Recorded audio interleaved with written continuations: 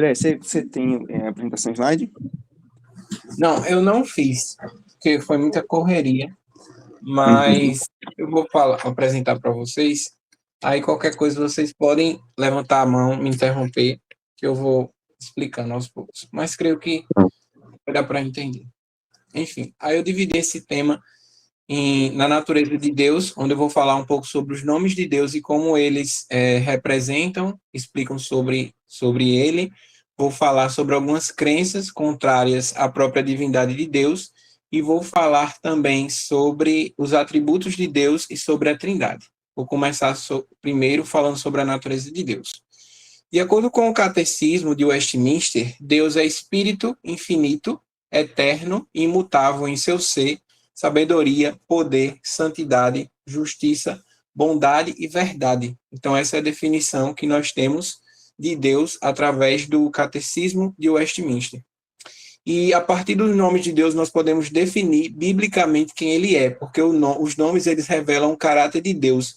Deus revela-se a si mesmo através das Escrituras, fazendo conhecer e proclamando o seu nome, conforme nós vemos em Êxodo capítulo 6, verso 3, 33, 19.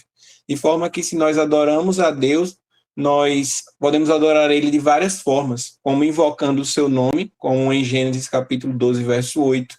Temê-lo também é uma forma de adoração, conforme Deuteronômio 28, 5, 8.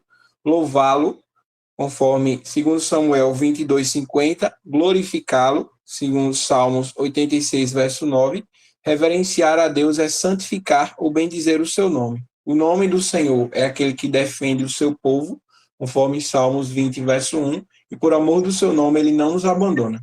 Alguns nomes mais comuns sobre Deus, temos alguns que é o Elohim, que significa que Deus é o Criador, né?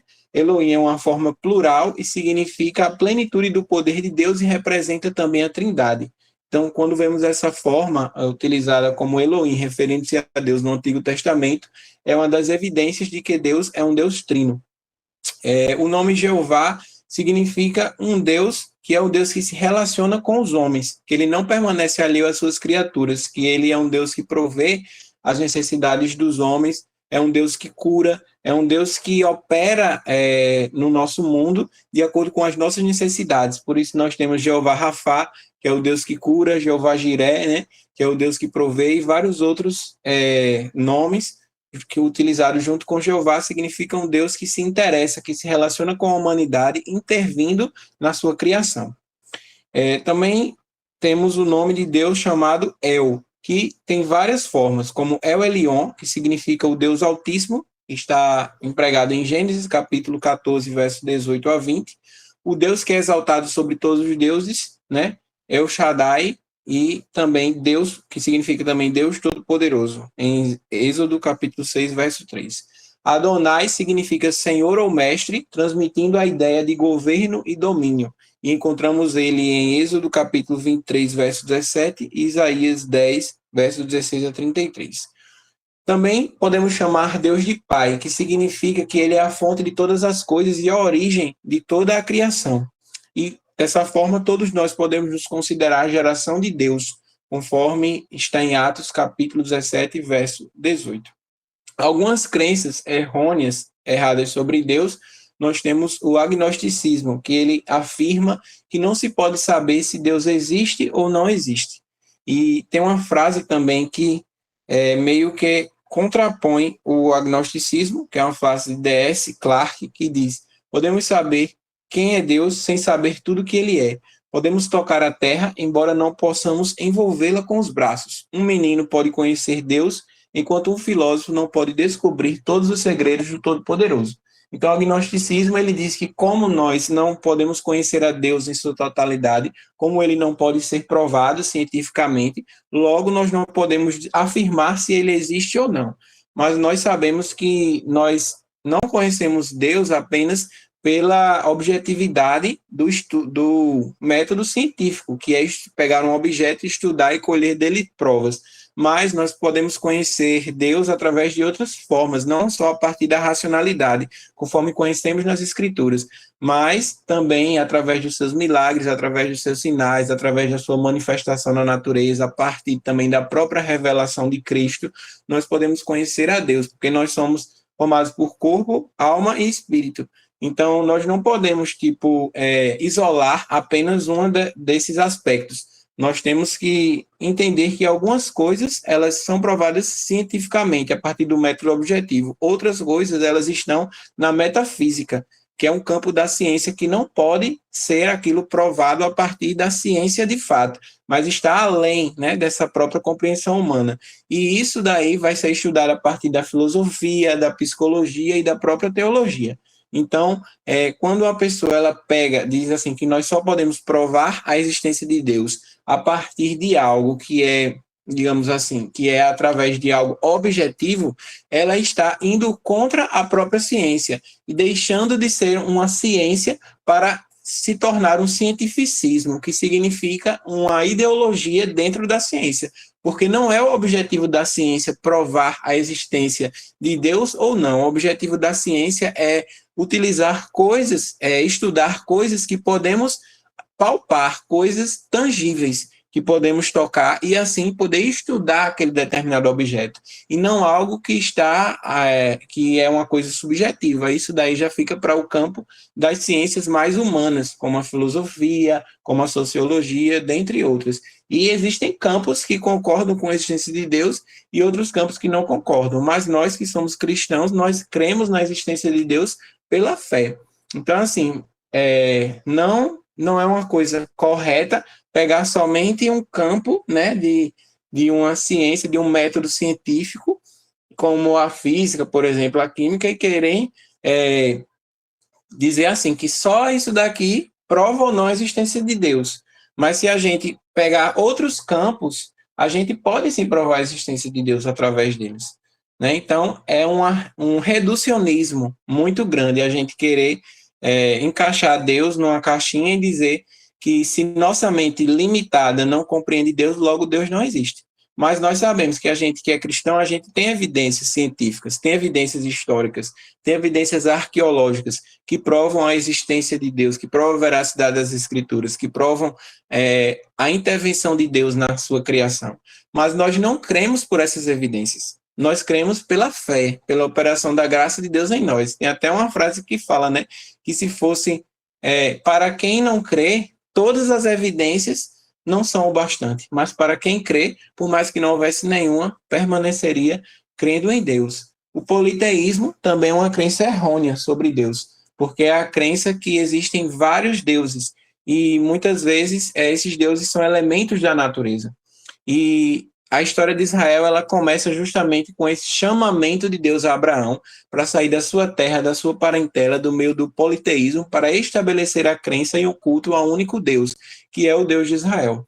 E o panteísmo é quase esse politeísmo, e era aquilo que era praticado pelos povos originários, né, da nossa terra, do Brasil, que acreditavam que o sol era um deus, a lua era um deus, as plantas eram deuses, tudo era Deus. Então, assim, nós não acreditamos nisso e negamos a existência do panteísmo e sabemos que tudo faz parte da criação de Deus e que Deus, ele é um Deus que está fora da sua criação, porque a sua presença permeia tudo, mas ele é um Deus que se manifesta fora, mostra assim a sua transcendência, a sua separação da criação. Da mesma forma que uma pintura, uma obra, ela transparece vestígios do seu pintor, e uma obra, um edifício, ele transparece vestígios do seu arquiteto, mas a gente pode pensar de uma forma que não é o edifício o seu arquiteto, o seu construtor, da mesma forma a pintura não vai ser também o seu pintor. Então a criação, ela não pode ser Deus. Ela foi criada por Deus, mas ela não é Deus. Então a gente tem que tomar muito cuidado, porque muitas vezes aparecem coisas, né, principalmente no Instagram, falando sobre as coisas serem Deus, terem poder energético e tal.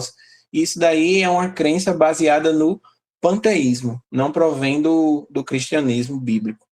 E o materialismo, que é justamente esse cientificismo, acreditar somente naquilo que podemos tocar, que podemos ver, e negar tudo aquilo que é de milagres, que se encontra no transcendente, aquilo que não podemos explicar com a razão humana.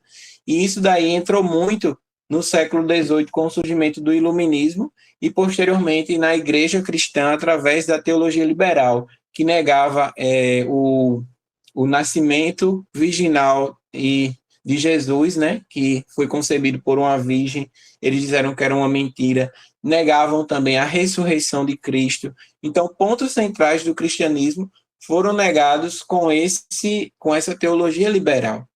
Então, nós não podemos aceitar essa teologia dentro da igreja, porque existem coisas que tem na Bíblia, como a multiplicação dos pães, por exemplo, como a cura de um cego, como o nascimento virginal de Jesus Cristo, como a ressurreição de Cristo. São coisas que não são provadas objetivamente, que não encontram explicação científica. Mas nós não cremos somente num Deus que está preso às suas próprias leis, porque ele estabeleceu leis. Então, ele pode burlar essas leis para fazer conforme lhe apraz. Não quer dizer que essas leis não existam, essas leis existem. Mas Deus, ele muitas vezes, ele intervém, não sei se é a palavra correta, né? Mas ele burla essas leis para poder fazer de acordo com a sua vontade. Então, ele permite que a virgem tenha filho, ele permite que um homem ressuscite, ele permite que pães sejam multiplicados, que transforme-se a água em vinho, mudando os elementos, a composição e tal daquele líquido. Mas Deus, ele pode fazer isso porque ele é Deus. E nós cremos, não porque existem evidências científicas que provam isso, mas nós cremos pela fé, né? Porque a Bíblia fala, e se a Bíblia fala, nós cremos no que a Bíblia fala. Então a gente não pode pegar somente a Bíblia, muito bem, que Jeane colocou, ele não é limitado à mente humana, justamente. Nós não podemos pegar a Bíblia e dizer assim, eu só vou crer nisso aqui, o que eu posso provar cientificamente. Não, porque aí eu já não sou cristão, eu sou um cético, né? Então, se eu digo que a Bíblia é a palavra de Deus, eu creio em toda ela. Existem coisas na Bíblia que são alegoria, mas quando são alegoria, Deus diz lá, né, no texto que é alegoria. Mas os milagres de Jesus, o nascimento de Jesus, a ressurreição de Jesus, são fato histórico. E se a gente for negar isso, nós não somos cristãos de verdade. Então a gente tem que combater esse tipo de pensamento dentro da igreja. Nós não podemos deixar que as pessoas relativizem isso, porque se a gente negar a ressurreição de Jesus, é como Paulo disse, tipo assim, não existe esperança para nós, porque se Cristo não ressuscitou, a gente também não vai ressuscitar, não vai poder entrar no céu. Então, não tem como, né? A gente ser cristão e negar a ressurreição de Jesus. É um ponto central da fé. Também, se Jesus não nasceu de uma virgem, também não tem como, né? Porque ele precisaria vir ao mundo sem pecado. Então, tudo isso são pontos centrais. E os milagres dele mostram, evidenciam a sua deidade, o seu poder, a sua divindade e tudo mais. Então, nós temos que crer nisso, né? Deixa eu ver a mensagem aqui que Jane botou. Não há cristianismo pela metade. Verdade. Temos que acreditar em toda a Bíblia como palavra de Deus. Então, esses são os nomes de Deus, né? O ser de Deus, falando sobre os nomes de Deus e as doutrinas erradas que nós cristãos não podemos acreditar. Esse é o primeiro tema da apresentação de hoje. Vocês têm alguma dúvida sobre essa parte? Tem alguma coisa a acrescentar? Se tiverem, pode falar. Muito bom, André. Tá perfeito. Galera aí também, se alguém tem uma dúvida. Glória a Deus. Então, eu tenho uma dúvida. O que é alegoria? Alegoria. Eu sei o que é, mas não estou sabendo explicar. É tipo uma metáfora falando sobre um determinado assunto. Falar de uma coisa no sentido figurado. Eu acho que é isso. Irlanda, Luan, pode explicar melhor.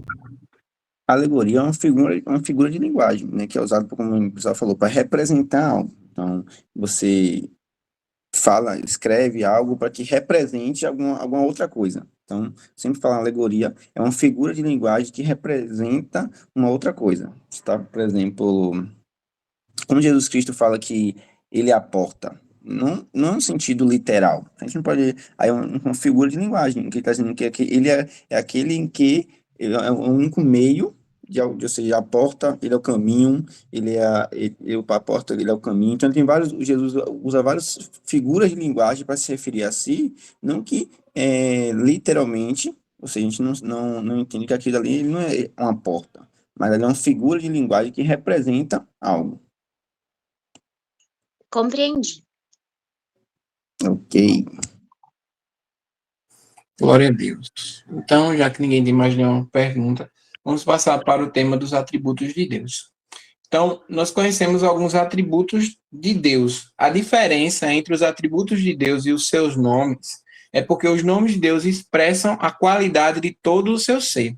E os atributos indicam vários aspectos do seu caráter. Nós conhecemos os atributos de Deus porque ele se revela a nós. E ele se revela a nós através das Escrituras. Então, nós não poderíamos conhecer a Deus sem que Deus se revelasse a nós. Então, por isso, nós conhecemos esses atributos porque ele mesmo manifestou. Nós sabemos que Deus é santo porque ele mesmo diz de si mesmo que ele é santo. Então, assim, existem alguns atributos de Deus que são em relação a si mesmo, que é independente da criação. Ele é o que ele é antes da criação do mundo, né? Ele já era assim. E temos outros atributos ativos, que é Deus em relação ao universo. Não é que ele passou a ser, né? Ele sempre foi, mas ele se manifestou esses atributos a partir da criação dele, desse universo criado. E temos os atributos morais de Deus, que é o que Deus é em relação aos seres morais, a nós que fomos criados por ele. Os atributos não relacionados, né? Não relacionados ao universo nem aos seres morais. É a espiritualidade. Nós sabemos que Deus é espírito, né? Conforme tem em João 4:24, mas ele é um espírito com personalidade, ele é uma pessoa. A Bíblia fala que ele pensa, sente, fala, portanto, ele pode ter uma comunhão direta com as suas criaturas, que somos nós. Ele também não está preso em uma figura corpórea. Dessa forma, ele não tem as limitações que nós temos do nosso corpo. Ele não possui partes corporais como nós. Dessa forma, ele não pode ser visto com olhos humanos, assim como as Escrituras falam que ninguém viu a Deus. Mas em algumas outras partes das Escrituras falam que Moisés e certos anciãos viram o Deus de Israel, conforme encontramos em Êxodo 24, versos 9 a 10. Só que como é que eles viram a Deus se ninguém viu a Deus? Poderia entrar-se aqui em uma aparente contradição, mas não está entrando em uma aparente contradição, porque Deus se manifesta de outras formas. Deus pode manifestar-se de forma perceptível ao homem, e assim ele teve uma parte que mostra que Moisés viu as costas de Deus. Então, ele pode manifestar-se através de formas corpóreas, né? Através de um anjo, através de várias coisas. E lemos nas Escrituras que Jesus é o Deus feito carne. Então, ele se manifestou de forma efetiva, de forma plena em Cristo, em Jesus, né? Que é Deus e homem. Dessa forma, também temos outro atributo de Deus, que é a infinitude. Deus é infinito, por isso ele não está sujeito às limitações naturais e humanas. Ele é infinito em relação ao espaço, né? Isto é, a natureza da Trindade está presente em todo o espaço infinito, em todas as suas partes. Deus também, em relação ao tempo, ele é eterno, ele existe desde a eternidade e existirá até toda a eternidade. Ele é o mesmo ontem, hoje e eternamente. E em Deuteronômio, capítulo 33, verso 27, diz que Deus eterno é o seu refúgio e para segurá-lo estão os braços eternos. Outro atributo é a unidade, que de forma que as Escrituras dizem que Deus é único, em várias partes das Escrituras. Temos também a expressão que diz: "Ouça, ó Israel, o Senhor nosso Deus é o único Senhor". Então, esse é um fundamento da religião cristã, que nós acreditamos em um único Deus. Só que essa unidade, temos essa unidade dividida em unidade absoluta e unidade composta. Quando as Escrituras falam em Deuteronômio 6,4 que Deus é único, significa uma unidade composta, porque muitas vezes vai falar assim, o nosso Deus, e isso se refere a Elohim, e Elohim, conforme nós falamos sobre o nome de Deus, está no plural, então evidencia no Antigo Testamento essa doutrina da Trindade, porque está falando que nós cremos em um único Deus, que esse único Deus é formado por outras pessoas, né? Um Deus, uma figura composta, uma unidade composta. O nome de Deus está no plural. Como nós vemos também nas Escrituras, a expressão que mostra essa unidade absoluta, dizendo que Deus formou um homem, mas em outra parte diz que o homem e a mulher formam uma só carne. E aí, nessa palavra uma só carne, está duas pessoas, ou seja, evidenciando essa unidade composta. A mesma unidade composta que está na Trindade. Então, nós cremos em um Deus único, mas que, ao mesmo tempo, são três pessoas distintas. Temos os atributos de Deus, que é Deus em relação ao universo, que é a onipotência. Nós sabemos que Deus é onipotente, ou seja, ele tem todo o poder. Significa que ele tem liberdade para fazer tudo o que ele quer, mas essa liberdade está limitada por causa que Deus não pode ir contra a sua própria natureza. Então, as Escrituras dizem que Deus não pode mentir, Deus não pode roubar, Deus não faria alguma coisa contraditória aos seus próprios valores. E Deus tem controle e soberania sobre tudo que existe, né? Mesmo o homem fazendo coisas más. Só que isso está debaixo da permissão de Deus e não do decreto dele. Deus não decretou que o homem fizesse essas coisas más. Ele o faz por causa do seu próprio pecado e mesmo assim Deus permanece soberano sobre essas atitudes más que os homens fazem, mesmo não sendo da vontade dele. E outro atributo de Deus é a onipresença, que ele está presente em todo lugar, né? Ele está presente até no inferno, porque a ira dele está presente também no inferno. Deus está presente no meio da igreja, né? E ele está presente corporalmente através do seu Filho, que é o Deus conosco. Outro atributo de Deus é a onisciência, que ele sabe de tudo, ele não precisa ler e estudar, para ele o passado, o presente e o futuro, e todas as coisas que existiram é uma coisa só, que ele vive no eterno presente, como dizia Agostinho, para ele não existe passado, presente e o futuro, né?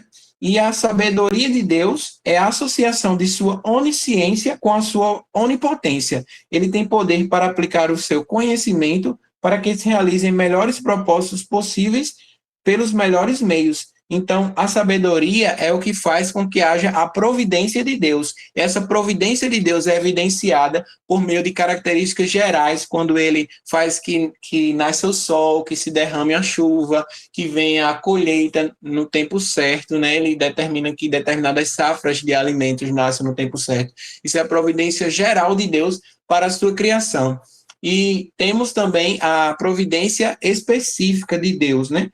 Providência particular, que é o cuidado que Deus tem individualmente com cada uma das suas criaturas. Então, Deus tem um cuidado providencial sobre minha vida, sobre a sua vida, de forma que cada detalhe da nossa vida está debaixo do cuidado de Deus, e quando ele faz isso, ele o faz com sabedoria, com conhecimento, com onisciência, sabendo das coisas que nos ocorrem, que nos acontecem. E nós também, outro atributo de Deus em relação ao universo é a sua soberania, que Deus é soberano, ele tem o direito absoluto de governar sobre suas criaturas e dela dispor. Então, ele tem o domínio absoluto. Então, nós podemos descansar no fato de que é um Deus bom, de que é um Deus justo, reto, está no controle da nossa vida. Porque se a nossa vida estivesse nas mãos do acaso, ou estivesse nas nossas próprias mãos, nós poderíamos ficar ansiosos, temerosos, mas como está nas mãos de um Deus providencial, de um Deus sábio, de um Deus bom, de um Deus justo, nós podemos descansar no seu amor e no seu cuidado. E existe uma frase também de D.S. Clarke que diz: a doutrina da soberania de Deus é uma doutrina muito útil e animadora. Se fosse para escolher o que seria preferível, ser governado pelo fatalismo cego, pela sorte caprichosa, pela lei natural irrevogável, pelo eu pervertido, cuja visão é de curto alcance, ou ser governado por um Deus sábio, santo, amoroso e poderoso, quem rejeita a soberania de Deus pode escolher ser governado por qualquer um dos fatores restantes. Então, nós somos gratos por essa soberania de Deus, né? Que nossa vida não está nas mãos do acaso, que por mais que fuja ao nosso controle, não fugiu do controle dele. Como diz Hernandes Dias Lopes, ele está na sala de controle do universo, ele tem a nossa vida na palma das suas mãos. E temos os atributos morais de Deus, onde são os atributos de Deus em relação às suas criaturas. Temos a santidade de Deus, que é a revelação do seu caráter, e a sua santidade está em contraste, em contraposição a nós, porque Deus é perfeito e o homem imperfeito, e Deus é divino e o homem humano. Deus é moralmente perfeito e o homem pecaminoso. Então, a santidade de Deus evidencia a distinção entre Deus e a natureza humana. Dessa forma, os serafins celebram essa santidade de Deus, exclamando que ele é santo, santo, santo, em Isaías 6, verso 3. E nós, as Escrituras dizem que nós santificamos o nome de Deus quando honramos e reverenciamos o seu nome. E nós os desonramos essa santidade de Deus quando violamos os seus mandamentos e assim estamos profanando o seu nome, que é o contrário de santificar o seu nome. E somente Deus pode ser considerado santo em si mesmo. Ele é santo porque é aquilo que ele é. E as pessoas, a igreja e os objetos que são chamados santos, eles foram santificados porque Deus os santificou. Deus estabeleceu que eles fossem santos. Mas Deus ele não foi santificado por alguém. Ele mesmo é santo por natureza. Então a única pessoa que é santa por natureza é Deus. As outras coisas foram feitas santas por ele.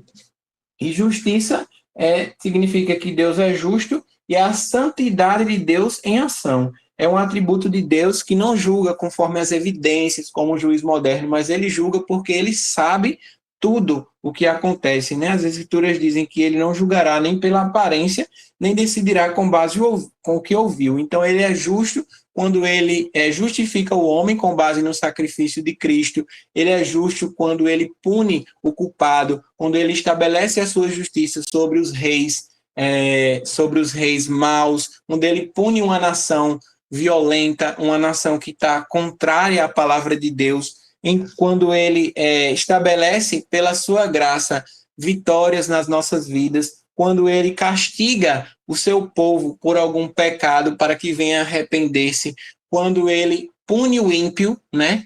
E em tudo isso está sendo evidenciada a justiça de Deus. Então, a justiça de Deus, ela acontece de forma a que, nessa vida, ela acontece de forma parcial, mas naquele dia ele estabelecerá a justiça em sua totalidade, quando ele der a entrada de novos céus e nova terra à sua igreja e estabelecer a punição eterna para os ímpios. Aí será estabelecida totalmente, em sua plenitude, a justiça de Deus.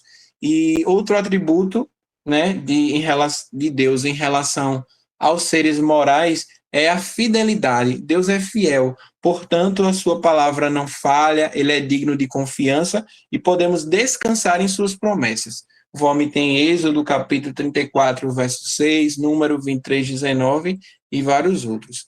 E a misericórdia de Deus é a divina bondade em ação, né? Ele é misericordioso, ele demonstra paciência com as suas criaturas, ele oferece alívio, tem compaixão por elas e por aí vai. E outro atributo de Deus é o amor.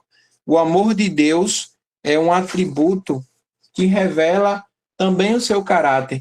Ele é evidenciado em todas as partes das Escrituras. Ele foi revelado também através de Cristo, que é a essência desse amor de Deus, né? Que se sacrificou por nós, mesmo sem nós merecermos.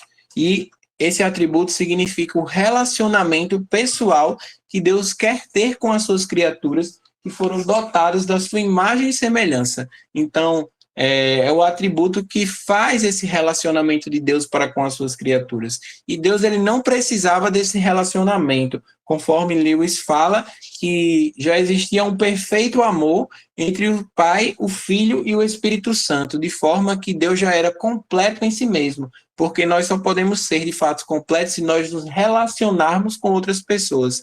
Nós só podemos amar quando existe um outro indivíduo, uma outra pessoa que seja objeto desse amor. E Deus, como ele é trino, ele já era perfeito em amor, entre o Pai, o Filho e o Espírito Santo. E esse amor transbordou, e assim ele quis criar o homem também para ser depositário, para ser objeto desse amor. Então, Deus ele não nos criou porque ele estava no eterno tédio na eternidade.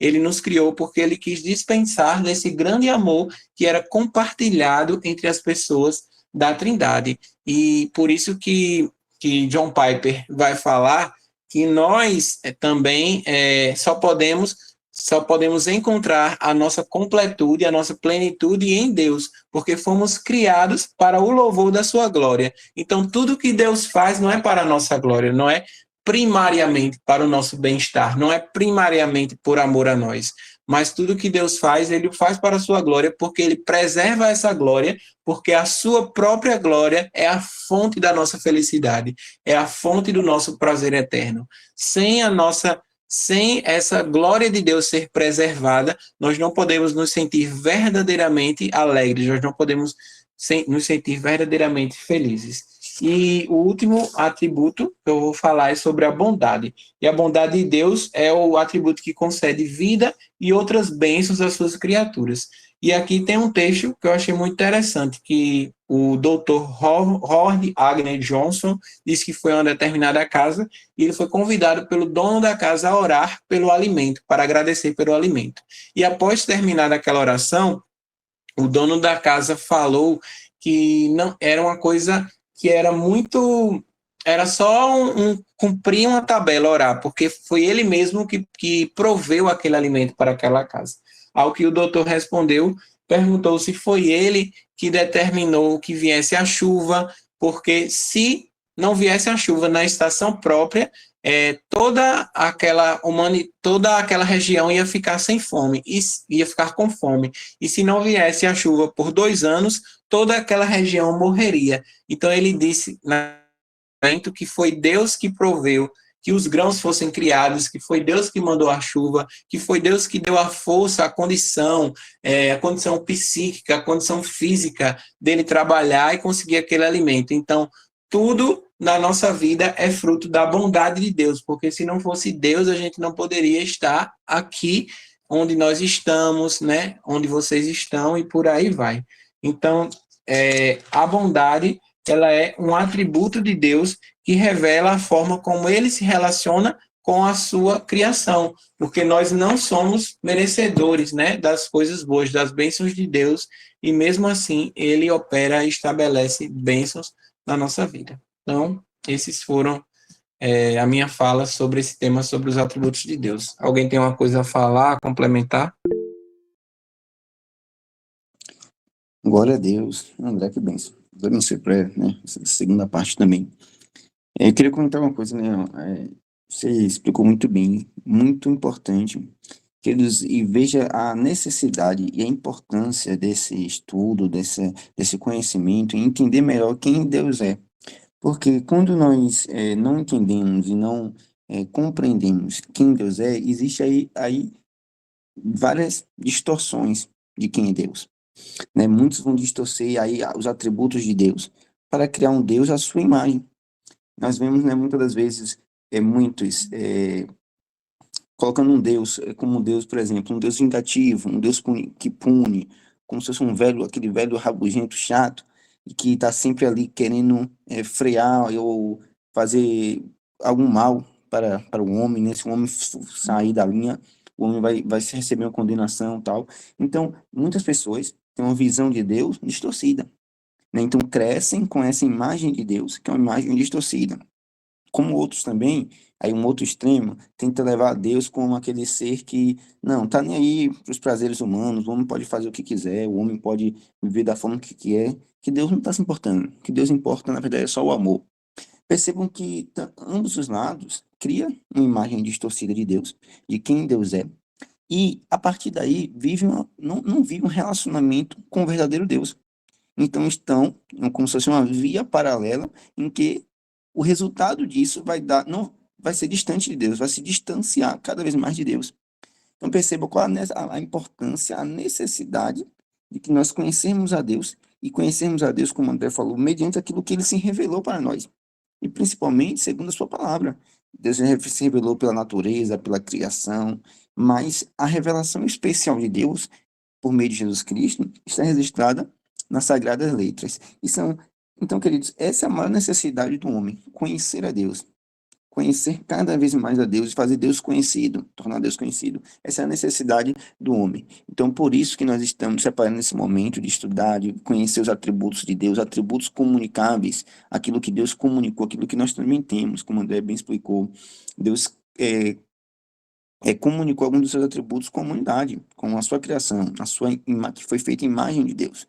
Outros atributos somente Deus tem, somente Deus é onisciente, onipotente, onipresente. Então, queridos, eu quero só destacar aqui a importância desse estudo, desse conhecimento que nós estamos fazendo aqui, para que nós não possamos ter uma visão distorcida de Deus, mas sim, de fato, adorar a Deus pelo aquilo que Ele é. Beleza. Só mais uma fala Sim. sobre os atributos de Deus. Alguém abriu o microfone? Eu não vi. Não. Pronto, só mais uma fala sobre os atributos. A ideia, né, de atributo é aquilo que é intrínseco ao ser da pessoa. Veja que em Deus a santidade é algo intrínseco. Ele não deixa de ser santo em momento nenhum. Deus não deixa de ser bom, justo, verdadeiro. Já o homem, ele recebe esses atributos, ou seja, Deus comunica com o homem esses atributos. Então o homem só pode ser bom, verdadeiro, justo, santo, se ele estiver em relacionamento com Deus. É por isso que quando Adão se distancia através do pecado de Deus, Adão deixa de ser santo, Adão deixa de ser verdadeiro. Então o pecado, ele distancia o homem de Deus, então ele afasta a imagem de Deus que há em nós, ou seja, distorcem a imagem de Deus que há em nós. Então os atributos seriam essas qualidades que são intrínsecas ao ser da pessoa. Em Deus, todos os atributos, Deus é a fonte desses atributos. Nós recebemos, ou seja, Deus comunica com nós esses atributos a partir do momento que nós estamos em relacionamento com Ele. Glória a Deus. Deus é bom. Alguém tem mais alguma coisa a perguntar, a falar sobre esse tema? Enfim, já que ninguém tem mais, vou passar para a última parte da minha apresentação, que é sobre a Trindade, né? Eu peguei o ponto de doutrina da CCB, que está no inário 4, porque se a gente notar bem, nesse inário foi modificado alguma coisa. Em vez de estar assim, 3 pessoas distintas, está dizendo assim, cuja unidade tirou essa parte, tá? O Pai, o Filho e o Espírito Santo. Eu não sei se quis mudar alguma coisa, mas eu acho esse ponto ele mais bem explicado.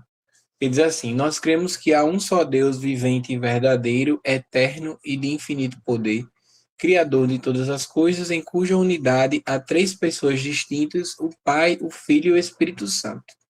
Então, quando nós dizemos que há 3 pessoas distintas, significa essa distinção entre um e outro, entre o Pai, o Filho e o Espírito Santo, onde nem o Pai é o Filho, nem o Filho é o Espírito Santo, nem o Espírito Santo é o Pai ou o Filho e vice-versa. Então, são 3 pessoas distintas que estão nessa unidade, que estão nesta união, né? Que é a Trindade. Que essa Trindade é o único Deus, o Deus que nós servimos e o Deus que nós acreditamos. Esse tema é um assunto central do cristianismo, de forma que se nós não cremos na Trindade, nós não podemos ser considerados cristãos, nós não podemos entender a própria doutrina da salvação, porque existe a atuação do Pai, do Filho e do Espírito Santo em todas as partes da Escritura e também na nossa própria salvação. Como nós falamos, A unidade de Deus não é uma unidade absoluta, mas é uma unidade composta, formada por 3 pessoas, o Pai, o Filho e o Espírito Santo, que é o único Deus. E essa palavra trindade, ela não é encontrada nas Escrituras, mas ela é encontrada através de várias partes das Escrituras que mostram essa atuação dessa trindade. E nós podemos também encontrar em 1 João capítulo 5, verso 7, que diz que porque 3 são os que testificam no céu, o Pai, a Palavra e o Espírito Santo. E estes 3 são um. As Escrituras dizem que o Pai é Deus, dizendo também que ele é vivente, verdadeiro, criador de todas as coisas, onipotente, onipresente, onisciente, fonte eterna de todo o nosso amor, devoção, louvor, honra e glória. Que eu acabei de citar, 1 João capítulo 5, verso 7. 3 são os que testificam no céu, o Pai, a Palavra e o Espírito Santo, e estes 3 são um. Amém. Amém, irmão. E as Escrituras também dizem que o Filho é Deus, né? O Filho, Jesus Cristo, ele é Deus, ele é o próprio Deus, conforme lemos em João capítulo 1, verso 1, Hebreus 1, verso 8, Tito 2, verso 13, 1 João 2, verso 13, vou compartilhar. Deus abençoe. 1 João capítulo 5, verso 20, Isaías 9, verso 6, Hebreus 1, verso 8, Mateus 1, verso 23. Então, temos evidências fartas nas Escrituras que mostram que o Filho é Deus. Por isso, nós podemos prestar a Ele adoração, porque se Jesus não fosse Deus, nós não poderíamos orar a Ele, nós não poderíamos orar em nome dEle, nós não poderíamos cantar sobre Ele, exaltando o seu nome, magnificando quem ele é, porque as Escrituras dizem que todo louvor ele só deve ser dado a Deus. Então, nas Escrituras mostram Jesus recebendo a adoração dos magos, Jesus recebendo a adoração dos anjos, Jesus recebendo a adoração dos discípulos, Jesus recebendo a adoração de muitas pessoas que se ajoelhavam diante dele, e quando se ajoelhavam diante dele, ele não manda que se levante. E quando essas mesmas pessoas vão e fazem diante dos apóstolos, eles não que se levantam. Por quê? Porque os apóstolos, mas Jesus poderia receber adoração porque ele é o próprio Deus encarnado. Como as Escrituras dizem que ele é a revelação completa de Deus, ele é a exata expressão do ser de Deus. As Escrituras dizem que Deus se manifestou de várias formas para os profetas do Antigo Testamento, mas revelou-se de forma completa através do seu Filho Jesus Cristo. Jesus é Deus, ele não foi criado, ele não passou a existir num determinado momento. Ele não é um Deus com D minúsculo, como tem na Bíblia das Testemunhas de Jeová. Ele não é o Deus menor, ele não é o arcanjo Miguel, ele é o próprio Deus nessa segunda pessoa da Trindade. Ele é o próprio Deus, ele é o Deus Filho. E nós temos que afirmar isso, porque muitos irmãos eles erram, falam que colocam Jesus como um Deus menor, mesmo sabendo que ele é Deus, ou alguns não sabem, falam que ele foi criado por Deus. Mas se Jesus não fosse Deus, ele não poderia morrer por nós para pagar os nossos pecados, porque somente Deus pode salvar. Não poderia ser um anjo, não poderia ser um ser humano, somente um ser humano. Então ele tem que ser Deus, porque somente Deus pode ser o Salvador, o resgatador de Israel. Lá no Antigo Testamento fala que só Deus é o Salvador, é o resgatador de Israel, o remidor de Israel, né? E precisava também ser homem para ser o nosso representante, o nosso fiador, suportando a dívida do nosso pecado no nosso lugar, como representante da humanidade. Assim como o primeiro homem, Adão, foi o nosso representante do pecado, ele, o segundo homem, ele veio como representante da nossa redenção. Então, através dele, nós recebemos a redenção. Então, nós só podemos acreditar na salvação nós só podemos ser salvos se nós acreditarmos na divindade de Cristo, né? Eu estava até um dia desse na salinha das crianças e a irmã explicou às crianças que as pessoas que dizem, né, referência às testemunhas de Jeová, que dizem que estão pregando a salvação, mas não creem na divindade de Jesus, não creem que Jesus é Deus, elas não são salvas. E elas também não podem nos levar ninguém à salvação. Porque, ela citava assim, como pode um analfabeto ensinar outra pessoa a ler? Então, se eu não sou salvo, eu não posso levar a mensagem do evangelho para ninguém. Então, as testemunhas de Jeová, elas não são salvas, porque elas não acreditam na divindade de Jesus. Então, precisa que nós preguemos para elas, nós como igreja, preguemos para elas o evangelho, para que elas venham reconhecer Jesus como o Deus, Senhor e Salvador das suas vidas, e assim recebam essa salvação que só vem através dele. As Escrituras dizem que há um só Senhor e que só Ele é o Salvador, né? E as Escrituras mostram que Deus, que Jesus recebeu esses títulos de Senhor e Salvador. Então, tem vários atributos, vários títulos que se referem a Deus que são atribuídos no Novo Testamento a Jesus, como Senhor e Salvador. Então, não existe dois senhores, né? Então, por isso, Jesus, ele é Deus. E ele é igual ao Pai. E também ele diz que ele e o Pai são um. O Espírito Santo é Deus também, ele é uma pessoa, ele não é uma força ativa.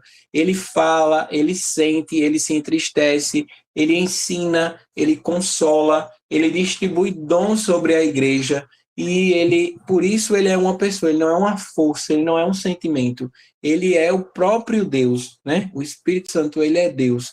E ele tem todos os atributos de Deus, e ele sempre existiu, também não foi criado num determinado momento. E a Trindade ela é estabelecida em várias partes das Escrituras, como na criação, onde o Pai e o Filho e o Espírito Santo estão lá, porque diz assim no plural: façamos o homem à nossa imagem e semelhança. Gênesis capítulo 1, verso 26 e 27. Diz também que todas as coisas foram feitas pelo Pai, através do Filho, que é a palavra feita carne. E também a Trindade vai estar presente na nossa salvação, pois é o Pai que vai enviar o Filho para pagar a dívida do nosso pecado e nos reconciliar com o Pai. O Filho nos reconcilia com o Pai. E o Espírito Santo também está presente no nosso processo de salvação, porque é o Espírito Santo que nos convence do pecado, da justiça e do juízo e abre o nosso coração, né, para a atuação da graça, apontando para Cristo. Então, é o Espírito, se não fosse pelo Espírito Santo, nós não podemos conhecer a Cristo. O Espírito Santo, ele é esse que aponta o caminho, que é Cristo, nos leva a Cristo. Então, temos a atuação dessa Trindade na nossa salvação. A Trindade está presente na igreja, né? No culto público, quando no batismo nós somos batizados em nome dessa Trindade, do Pai, do Filho e do Espírito Santo, pelo próprio mandamento de Jesus, e também quando oramos, porque oramos a Deus o Pai em nome, na autoridade de Cristo, porque ele é o nosso mediador, e oramos através do Espírito Santo, no poder do Espírito Santo, porque as Escrituras dizem que nós não sabemos orar como convém, e é o Espírito Santo que intercede por nós com gemidos inexprimíveis. E também está presente no culto na bênção apostólica, quando fala que a graça do Senhor Jesus Cristo, a paz de Deus, né, a consolação do Espírito Santo permaneça em nossos corações. Então, a igreja, ela vive essa trindade, e no seu dia a dia também, porque nós expressamos essa trindade também quando vivemos em comunidade, da mesma forma que Deus, ele é uma comunidade. Então, expressamos essa comunhão trinitária através da nossa vida na igreja, através também da liturgia do culto, quando falamos sobre a trindade nas diversas ocasiões no culto. E assim, cada um do Pai, do Filho e do Espírito Santo tem uma função diferente, né? Mas eles trabalham em unidade, trabalham em conjunto, executando o mesmo objetivo, que é a nossa salvação, que é o nosso aperfeiçoamento como igreja. Então, acho que foi bem curta, mas essa foi a minha apresentação que Deus preparou para trazer para vocês. Espero que tenha ajudado melhor na compreensão desse ser de infinito poder tão vasto que é o nosso Deus. Ainda se nós passássemos aqui a noite toda, nós não conseguiríamos falar tudo sobre ele, e ainda quando estivermos na eternidade, também não vai dar para fechar, né, o conhecimento acerca de Deus, porque ele é infinito. Então, Deus, agradeço a todos que acompanharam, Deus abençoe a todos e deixo aqui aberto para perguntas, para falas. Espero ouvir vocês. Deus abençoe. Fique com Deus. Amém, André. Amém. Glória a Deus. Que bênção. Não sei como que foi rápido, mas foi excelente e foi muito esclarecedor. Muito bom mesmo, de verdade. Como você falou, a doutrina da Trindade, a gente precisa acreditar, né, confessá-la, porém a nossa mente é muito limitada para compreender em sua completude, ou seja, entender completamente a doutrina da Trindade. Então nós só vamos conhecer a Deus, né, conhecer mais a Deus quando nós encontrarmos com Ele, né, na sua vinda, em que nós estaremos vivendo com Ele, nós o conheceremos melhor. Mas mesmo assim, mesmo na eternidade, nós não conheceremos, nós não esgotaremos todo o seu ser em conhecimento, né? Ou seja, nós passaremos a eternidade toda conhecendo cada vez mais o nosso amado. Quem mais quer comentar? Alguém com outra dúvida, uma pergunta? Irmã Ellen, por favor. Paz Deus, estão me ouvindo? Amém, perfeitamente. Logo ali no começo da reunião, quando o André estava falando dos nomes de Deus, né?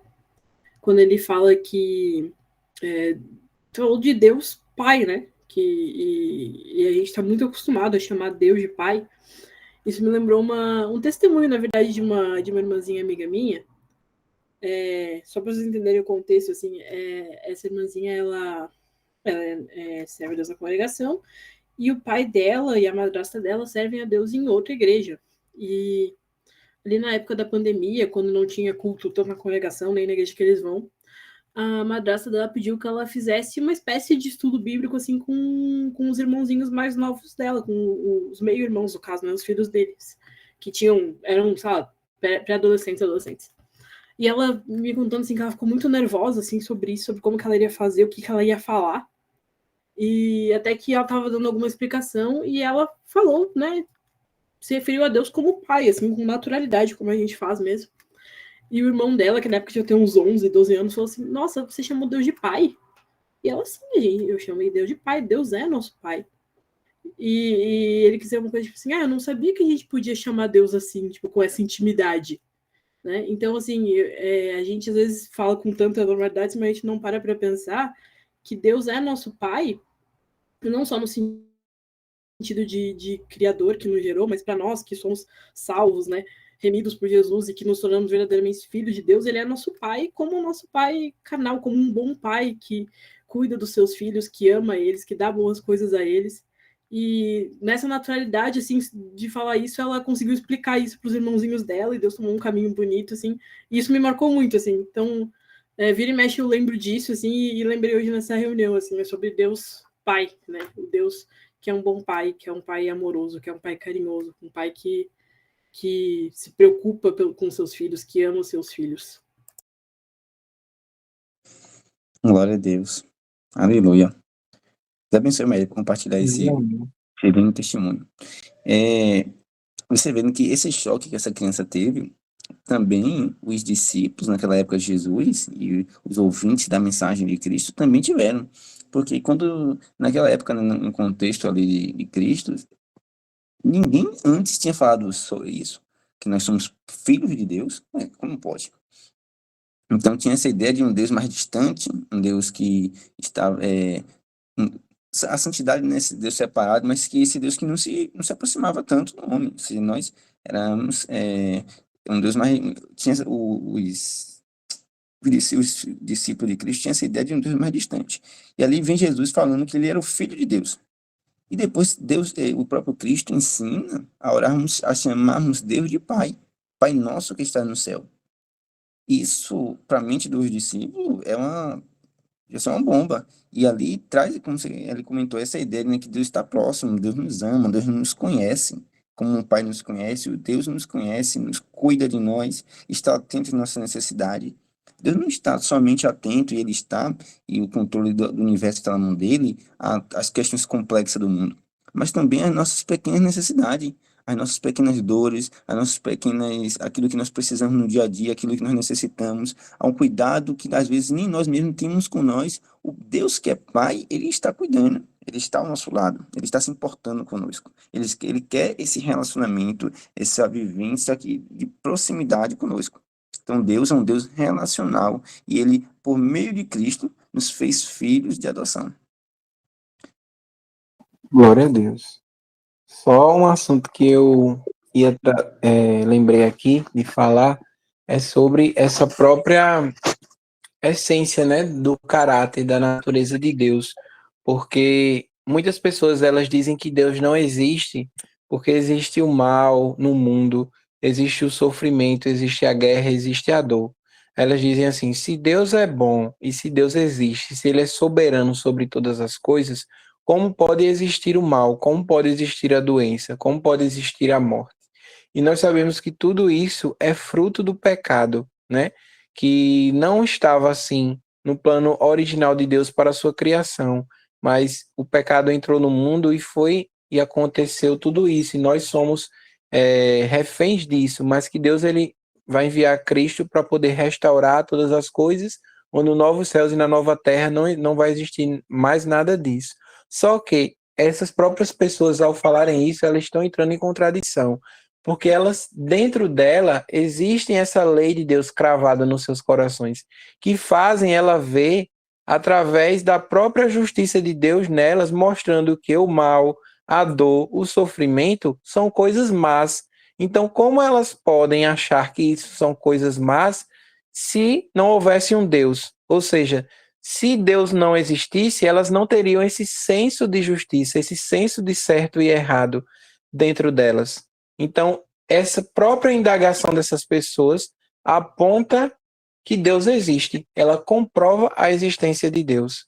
Então, esses ateus, essas pessoas que querem colocar essas coisas contrárias à existência de Deus, só mostra que só estão provando mais ainda a existência de Deus. E quando uma pessoa ela usa da sua inteligência para provar que Deus não existe, ela está provando mais ainda a existência de Deus, porque ela só tem inteligência por causa que ela é imagem e semelhança de Deus, né? Os animais eles não têm, porque eles agem por instinto. Então elas têm isso porque reflete a sabedoria de Deus, reflete o caráter de Deus. Então, quando nós que somos cristãos passamos por uma situação de dor, uma situação de sofrimento, a gente não se aparta de Deus, a gente se aproxima mais e mais de Deus, porque dele vai vir o nosso consolo. Dele, ele permitiu a ferida, mas dele também vai vir a nossa cura, vai vir a nossa proteção. Então é aquilo. Quanto mais houver evidências, para uma pessoa que não quer acreditar, ela não vai. Mas para nós, por mais que a gente não, muitas vezes não sinta, não veja, mas a gente vai continuar crendo na existência de Deus. Todas as coisas, desde o canto dos pássaros, desde um dia ensolarado, um dia chuvoso, ela vai mostrar cada vez mais dentro do nosso coração que Deus existe, que Deus é soberano sobre tudo, sobre a morte, sobre a dor, sobre o luto, e que Ele está presente na nossa vida, independente das circunstâncias que nos sobrevierem.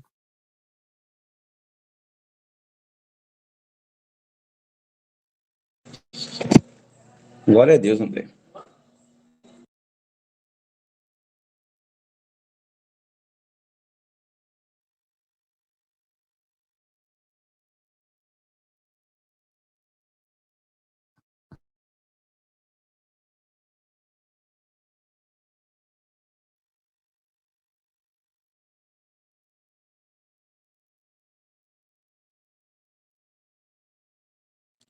Queridos, mais alguém alguma dúvida? Algum comentário?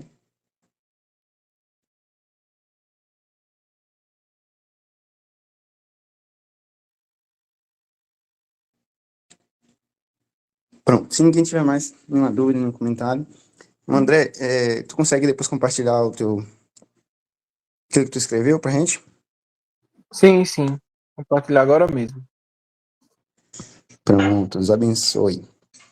Queridos, é isso. Nossa reunião hoje foi essa. Vamos fazer uma oração, né? Tá tendo uma oração para te agradecer a Deus.